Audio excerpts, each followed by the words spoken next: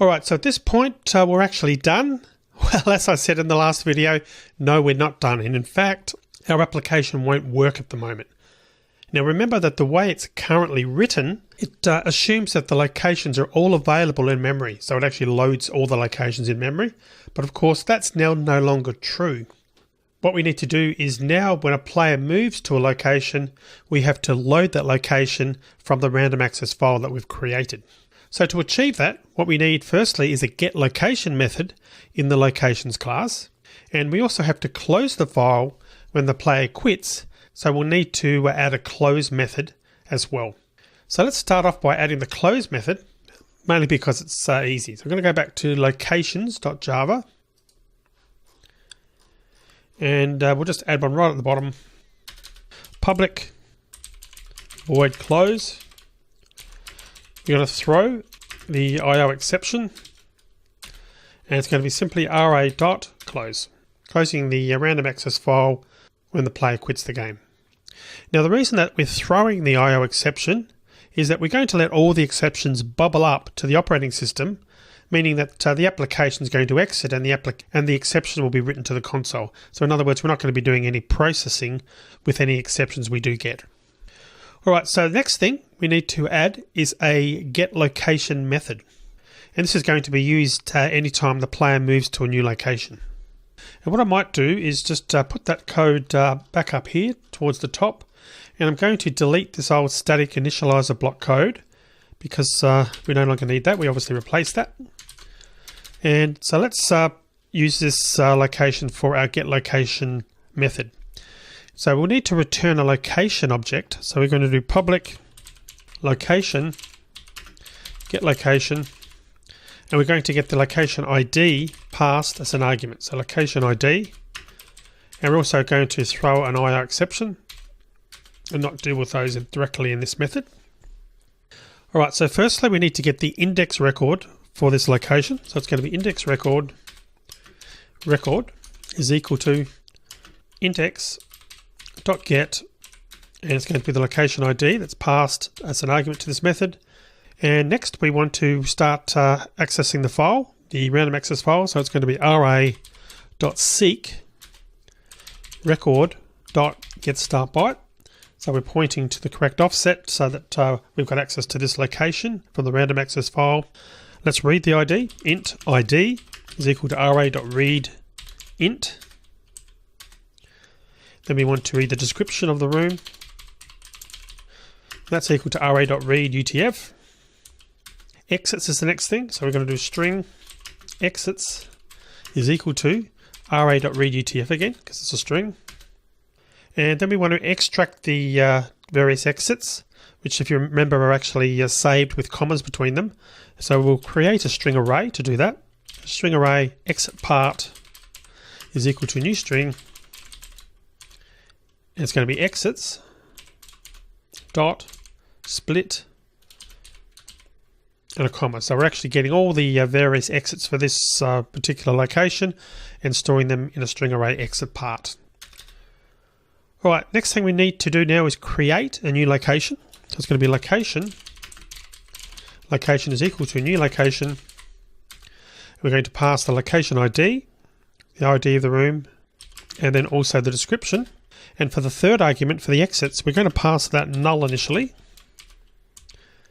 And the reason for that, if we go back and have a look at our location class, we can see that the constructor, the third parameter is exits.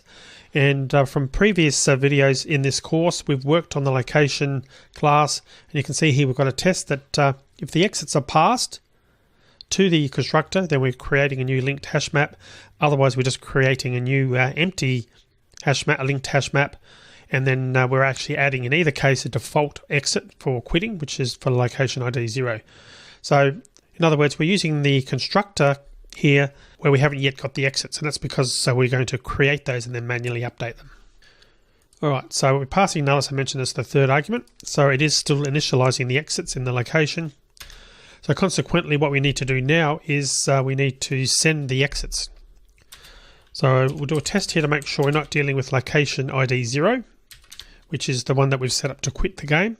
So if location ID is not equal to 0, then we're going to go through all the exits that we find and add them one at a time to the location. So for int I equals 0, I is less than exit part, our array dot length I++, and then for each one, let's actually print out a message. So we'll start with exit part is equal to plus exit part I. And then we'll also do exit part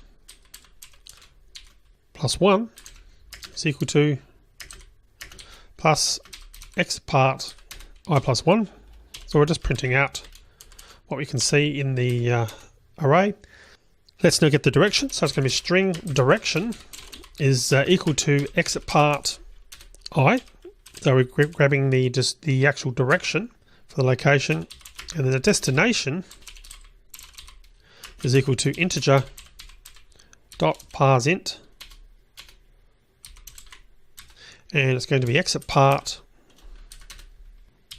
then plus I. So incrementing I first and then grabbing that element, because if you recall, the exits is the actual direction and then also the location ID where that direction goes to, which room effectively or which location it leads to. Alright, so we've now got our direction and our destination. We can add that to the location. So location dot add exit, and it's going to be direction destination. And then all importantly, we need to return the location that we've actually built up in this method. So that should now grab the location from the random access file. It builds up obviously the description and the exits, creates a location object, and then adds the various exits to the location and then returns that. So again, just going through this, we're starting off here on line 87. We're getting the start byte. So we're moving the file pointer to the location's offset by using the seek method from our random access file. And as I mentioned previously, even though we know the ID, we're actually retrieving the location ID because we stored that when we wrote. And I mentioned that's good practice to do that anyway, in case for some reason you wanted to access it without knowing the location ID. We've got that information on file. So it's really more or less a sanity test is what we're using that for. So we have to skip past that because we've recorded that, then move on to the description on line 89. And by the way, in case you're wondering how the read UTF method knows how many bytes to read, because after all, if you think about it, it can't really know how long the description is by magic. Well, the reason it knows is because the write UTF method, it actually writes the length of the string followed by the string itself.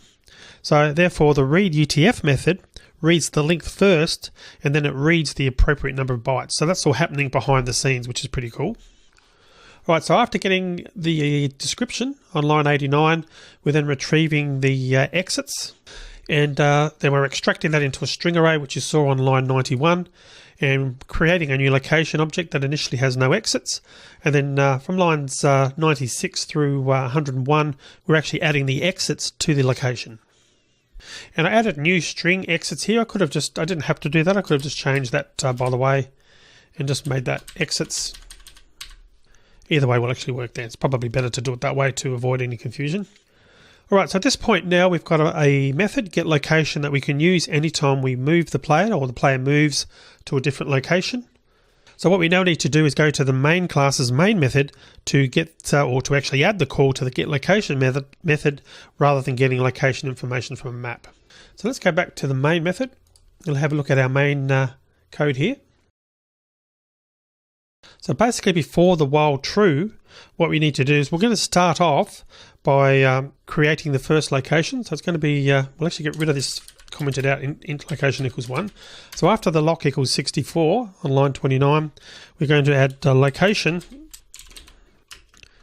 current location is equal to locations dot get location, the method we just wrote, and we'll pass lock to that, which is going to be location 64, which is our start.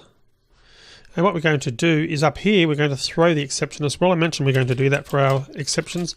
If you wanted to handle that, you could, but we're just going to keep that simple there. Throw the exceptions from main to remove that error. All right, so we've got our first location, and we're still going to leave this locations get description, but we just need to change it marginally, and it's going to be, instead of locations.getLock, we're going to change that to be current location.getDescription. And for the break, instead of checking for the variable lock, in actual fact what I'll do here is I'm going to remove that. So we don't really need that anymore. And I'm going to change that to be 64, which is our starting room. And again, that's you might want to code that as a constant to call it starting room or something along those lines. And we're going to change this, instead of lock equals 0, we're going to put if current location dot get location ID is equal to 0, then break. So we'll know automatically if we've reached the room with the location ID 0, we know that we can actually break out of this altogether. And then this map here that on line 38 currently is using locations.get lock.getExits. Well, we can change that again to use the current location that we've created. So it's going to be current location.getExits. And then down here on line 57, you can see that we're updating the lock variable. Well, in actual fact, what we want to do here is change that. Instead of the lock variable being updated, we actually want to update our current location object. So we type current location and equals, and it's going to be locations.getLocation. And we're going to do current location.getExits, then .get direction. So you can see there we're updating our current location. We're moving to whatever direction was actually selected by the user and updating our current location. So consequently, when the while loop goes through again, we can print out the description of the new room, and we've got all these other tests here, testing to see whether we're at location 0 to break out, and also updating our exits by using the current locations.getExits method on line 38. And one last thing we need to do is right after we've actually exited the loop, so basically down here, what we want to do is locations.close. So we want to actually close that file when the player has actually exited the game. Alright, so at this point, with the various changes we've made, we should be able to run the application and play it exactly the same as we've done before. So let's just try running it to see that it'll actually work. So I'm running the main method from the main class. And we've got our printout there just showing the various locations just as a test. And we've started off okay, so we're at a complex junction. Let's just try moving. And if we move down again, complex junction, if we just change this also, we'll quit out of that just to make sure that it is working. And we'll go back and we'll change the ID. We'll get location 64, with which you may recall from some videos ago, we changed it so we got to a different part of the game. We'll change it to location 1, which is the starting location. And let's just run that to make sure we are starting in the right place. You're standing at the end of a road before a small brick building, so that's good. So we can go, say, west here. You walked up a hill still in the forest, east, back to where we were before, south, north, up, down. We can't walk down it again. We need to move to another location due to the way the game's been programmed, east, and we're back to where we were before. Okay, then we can quit out of it. Alright, so you can see that we've now modified our entire application here, and we're no longer reading all the locations from memory. So we've now got the basic shell of a game that could potentially have thousands or perhaps even tens of thousands of different locations, and we haven't got any problems with the amount of memory we're consuming for that, because we're only loading in the locations one at a time directly from our random access file. So in other words, they're loaded on demand. So at this point, you now know how to use a random access file to load data on demand. Now we move the file pointer to the offset we want to read, and then we read it. And as you learnt, if we're reading and writing data sequentially, we don't have to explicitly move the file pointer ourselves, but in a random file access scenario, of course, we'll need to do that. So that's all the coverage I have for the java.io package, but starting in the next video, I'm going to take a look at the java.nio package. So we're going to talk about what Java NIO is, and then we'll actually get stuck into how to use it. So see you in the next video.